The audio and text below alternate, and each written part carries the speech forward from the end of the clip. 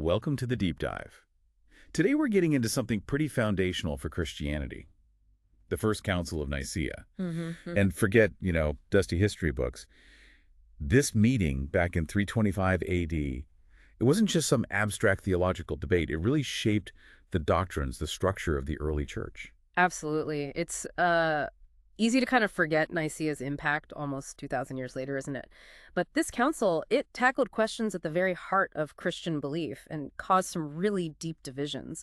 Understanding Nicaea, well, it unlocked a lot about everything that followed. And it's not just history, right? There's this renewed interest, I suppose, especially with the 1700th anniversary coming up in 2025. Yeah, and Pope Leo IV's planned visit to Iznik, that's ancient Nicaea. Right. It feels like this ancient event is suddenly very current again. Exactly. The Pope's visit really underlines that lasting legacy.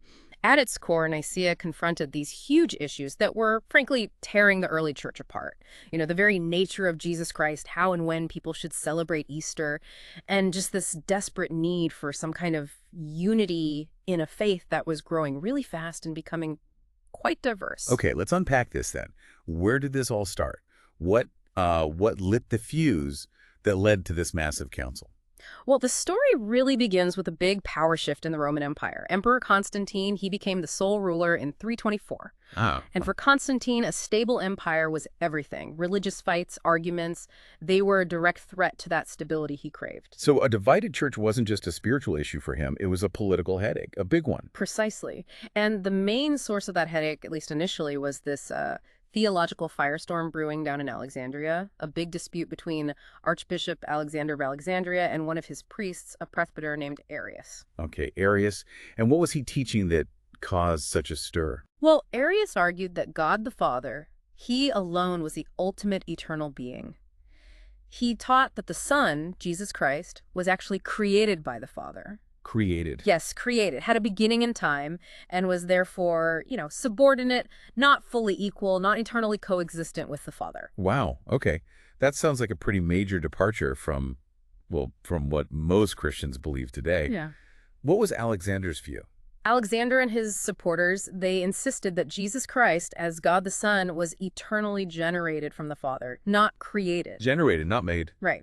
They believed the Son wasn't a creature, but shared fully in the Father's divine nature from all eternity. So they were fundamentally clashing over who Jesus actually was. Exactly. And the debate got quite heated, quite nasty, actually. Arius even accused Alexander of sort of leaning towards Sabellianism. Sabellianism, what's that? It was an earlier teaching that many had already rejected. It basically blurred the lines between Father, Son, and Holy Spirit, seeing them more as different modes or appearances of the one God rather than distinct persons. So Arius' side worried Alexander wasn't keeping the Son distinct enough. Okay, so accusations flying back and forth. What happened locally in Alexandria? Well, Alexander called a local council, bishops from Egypt and Libya, and they largely backed him up, condemned Arius. Right. So Arius was excommunicated and sent into exile. But, he didn't just go quietly. He actively started looking for support for his views, especially in the eastern parts of the empire.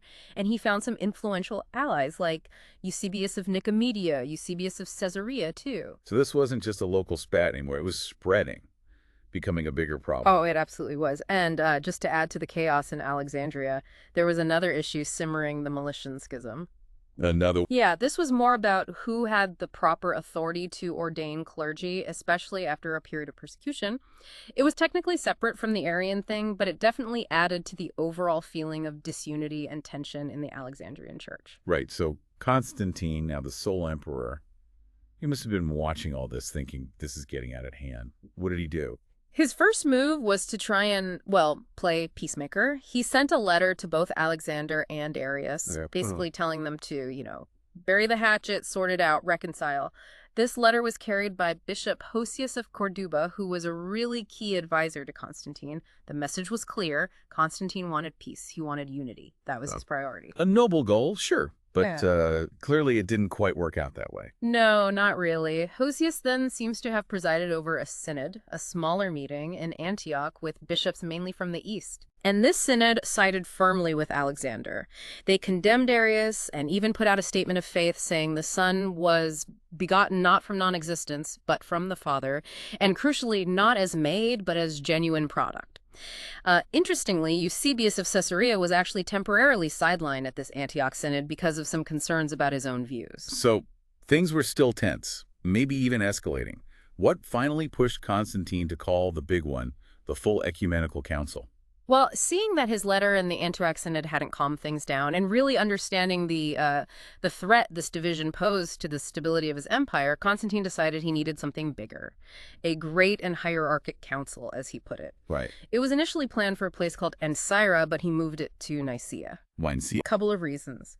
It was closer to his own imperial residence in Nicomedia, so it was easier for him to attend personally. Plus, it offered better access for bishops traveling from all over the empire, east and west. And, conveniently, Constantine was already planning a big celebration in Nicaea anyway to mark his 20th year as emperor. Ah, logistics. Exactly. So it made sense to combine things. For Constantine, you see, religious unity and imperial stability were really, really intertwined. Two sides of the same coin.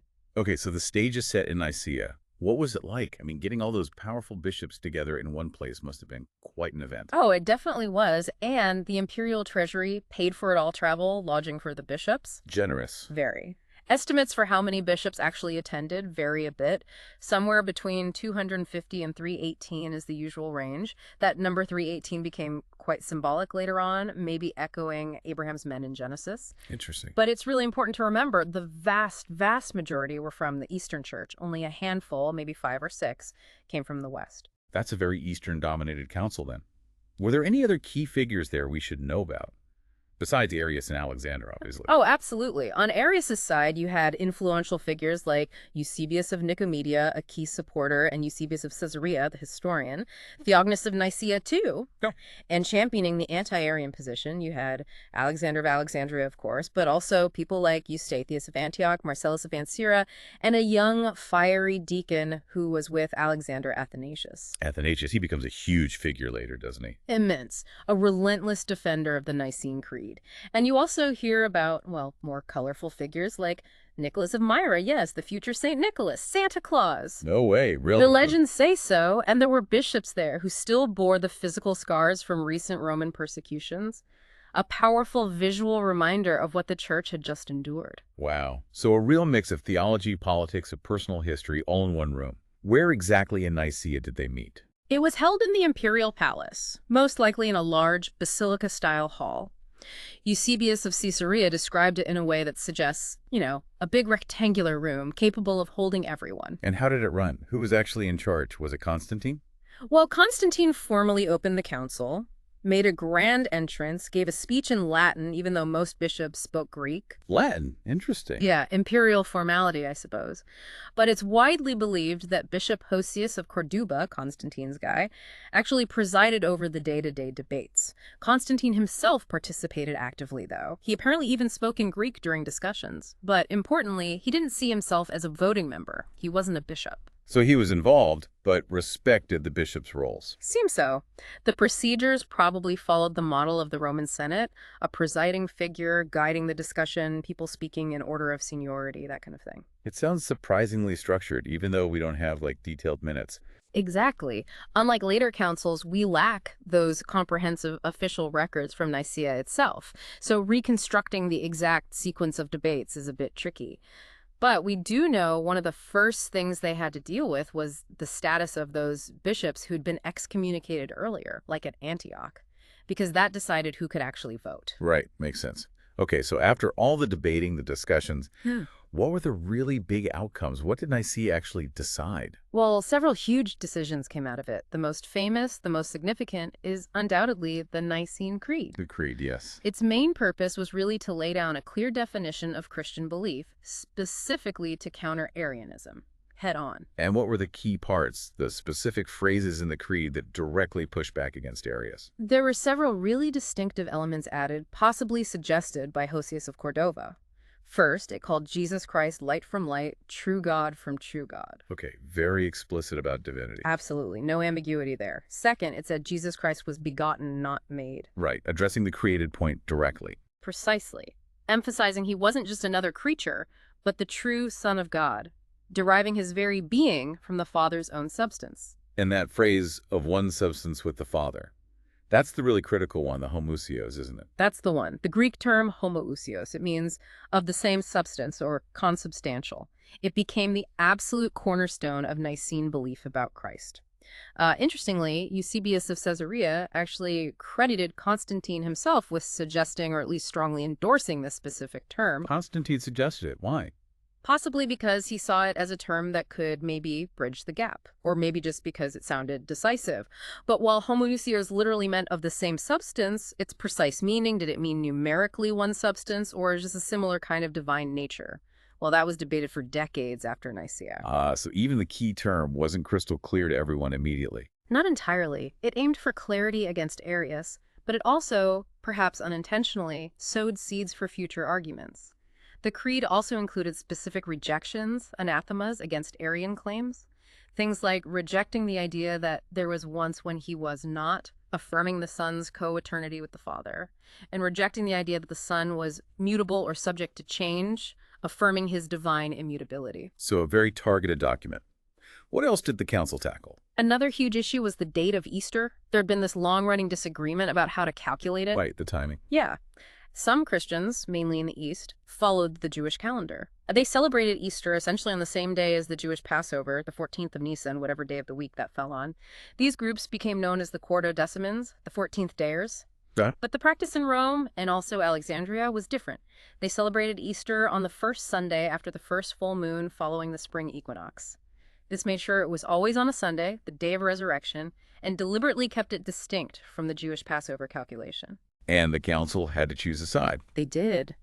Nicaea sided with the Roman and Alexandrian method. They wanted a unified universal practice and emphasized the Christian celebration should be distinct. They even formally authorized the Bishop of Alexandria, known for his astronomical calculations, to figure out the date each year and announce it to the other churches. So they settled the principle. Sunday, after the full moon, after the equinox, separate from the Jewish calendar. Yes, but aiming for unity, they didn't actually spell out the precise mathematical formula for the calculation, which kind of ironically led to more disagreements about the date down the line between different calculation methods like the Alexandrian versus the Roman computations. Always the details. Okay, what about that other split you mentioned, the Melitian schism in Egypt? Did they deal with that too? They did try. The council addressed the Melitian issue. They decided Melitius himself could stay in his hometown, Lycopolis, but he'd lose the authority to ordain any new clergy. Any ordinations he'd already done were basically declared invalid, and any Melitian clergy had to submit to Alexander's authority, act only with his permission. There was even a sort of olive branch. Melitians could potentially be chosen to fill vacant bishoprics if they were considered worthy, and crucially, if Alexander approved their election. So trying to integrate them back in, but under strict conditions. Did it work? Ultimately, no. These measures, which seemed relatively mild maybe, they didn't bring lasting peace. The Melitians eventually ended up aligning themselves with the Arian faction. Oh, really? Yeah, which just further complicated the whole religious and political landscape in Egypt. It kind of shows that just making rules doesn't always heal deep divisions, you know? Yeah, absolutely. It sounds like the council's power wasn't quite absolute in fixing everything on the ground. That's fair to say. Oh, and one more thing the council did. It formally issued 20 new church laws or canons. Canons, like church rules. Exactly. Though the precise number, whether it was exactly 20, is something scholars still debate a bit. But this represents a really significant step in developing what we call early canon law, the rules and regulations governing the church's life and discipline. Can you give us an example? What kind of rules were they making? Sure. One specific canon, for instance, prohibited kneeling during liturgical prayers on Sundays and also during the whole 50-day season of Eastertide, from Easter to Pentecost. No kneeling. Why? Because at that time, standing was considered the normative posture for prayer, especially on Sundays and during Easter. It symbolized the resurrection, our new life in the risen Christ. Kneeling was more associated with penitence. So this canon gives us a fascinating little window into the worship practices of the time and the theological meaning they attached to even physical postures. Oh, interesting. So Nicaea wasn't just high theology. It touched on practical worship life, too. Okay, so looking back, what were the effects? Short term, long term? Well, in the short term, it's really crucial to understand Nicaea didn't just magically fix everything. Not by a long shot. Right, you mentioned the Melitians joining the Arians. Exactly. And Arianism itself, as a theological movement, continued to spread. Influential figures like Eusebius of Nicomedia, Arius' supporter, actually managed to get back into Emperor Constantine's good graces. Really? After the council condemned Arianism. Yes, and he used that influence to advocate for Arian views.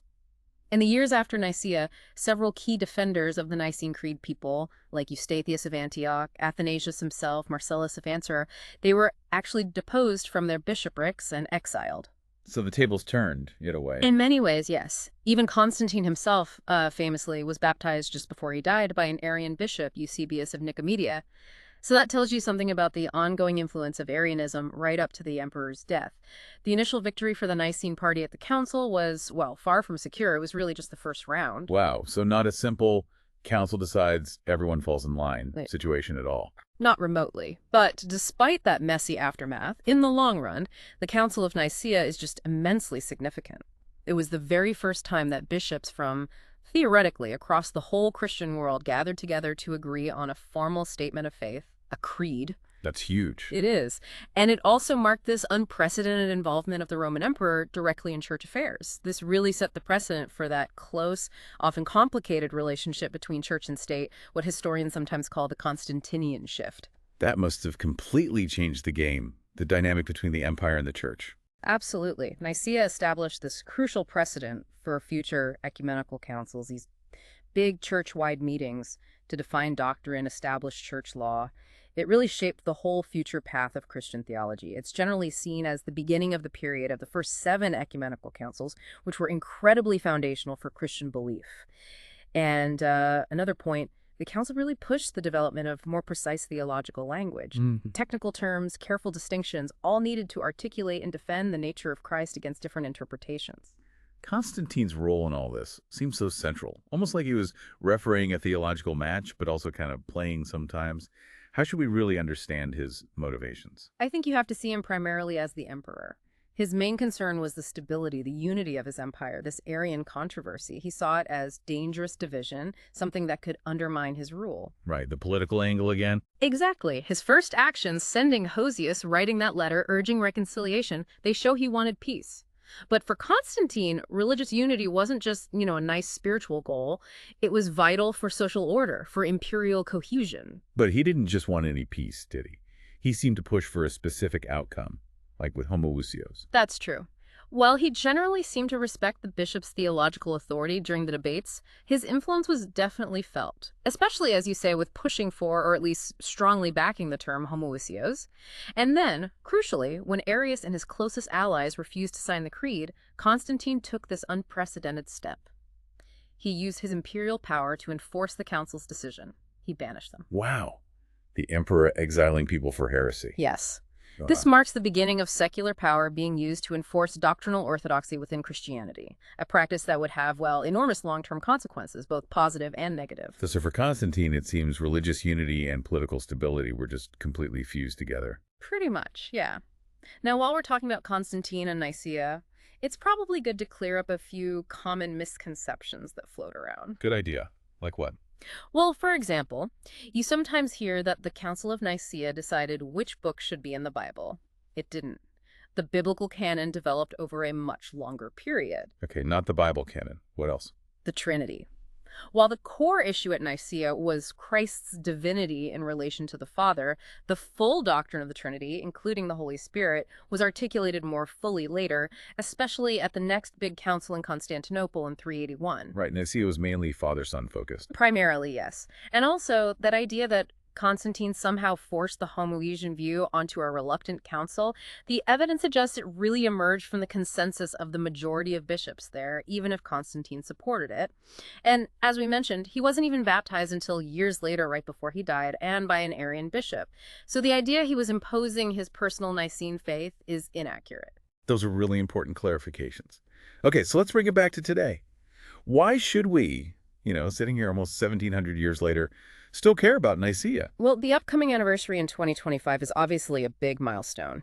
And Pope Leo XIV's planned visit to Iznik, to ancient Nicaea, really highlights the enduring significance of this event. His visit has the potential to actually transform Iznik into a major global center for pilgrimage for tourism, drawing attention right back to this pivotal place in Christian history. It's kind of amazing, isn't it? that a theological council from the 4th century could still have such a concrete impact on a town in modern Turkey today. It really is remarkable. And preparations are apparently already underway in Iznik.